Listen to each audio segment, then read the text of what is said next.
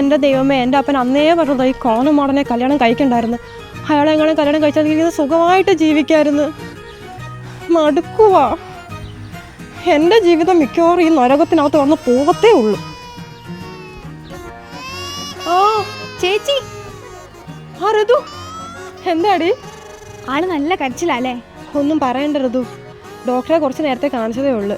ഇടയ്ക്കിടയ്ക്ക് ഇങ്ങനെ വയ്യാതാവുന്നുണ്ട്. മരുന്ന് ചെയ്ത് തന്നിട്ടുണ്ട്. നല്ല ന്യൂട്രീഷൻ്റെ കുറവുണ്ടെന്നാണ് ഡോക്ടർ പറഞ്ഞത്. അമ്മയാണെങ്കിൽ നല്ല ചീത്ത.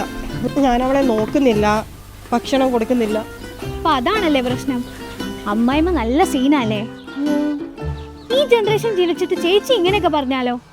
അല്ല, ബേബി വിറ്റ് ട്രൈ ചെയ്തിട്ടില്ലേ? ഇല്ല. എങ്കിൽ അതൊന്ന് ട്രൈ ചെയ്ത് നോക്ക്. അവന് ഞാൻ അത് തന്നെയല്ലേ കൊടുത്തോണ്ടിരിക്കുന്നത്.